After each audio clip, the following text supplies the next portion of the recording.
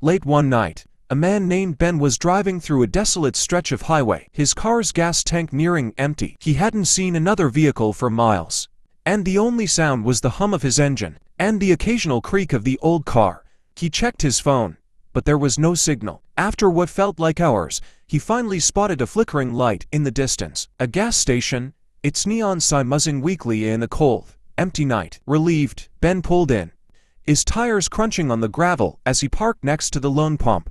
The place seemed deserted. There were no other cars, and the convenience store was dark, save for a dim light that leaked out through the window. He stepped out of his car, the air sharp and cold against his skin, and walked to the pump. He hesitated for a moment, then pressed the button to start filling his tank. As the gas trickled in, he glanced around, noticing how eerily quiet everything was. The station itself was old, its paint chipped, the roof sagging in places, and the small parking lot cracked and overgrown with weeds.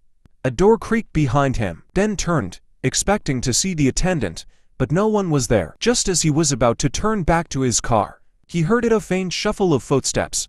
He spun around, his heart pounding. A figure was emerging from the shadows near the back of the station. The man was tall, hunched over, his face obscured by the brim of a worn-out hat. He was dressed in a tattered coat, his hands held strangely close to his body, as if hiding something. "Can I help you?" Ben called out, trying to steady his voice. The man didn't respond. He just kept shuffling closer, his footsteps dragging unnaturally, like he was moving in slow motion. Ben's instincts screamed at him to get in the car, but he stood frozen in place, watching the figure come closer, his eyes locked on Ben's. When the man was just a few feet away, he finally spoke, his voice low and gravelly. "Don't fill up your tank." Ben blinked, confused. "What? Why not?"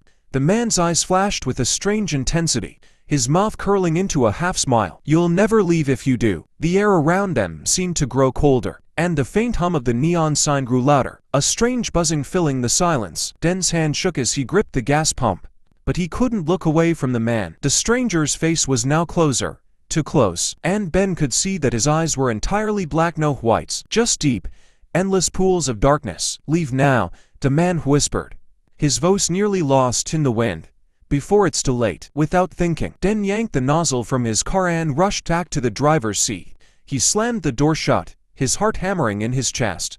As he started the engine, he looked up, his eyes wide with panic.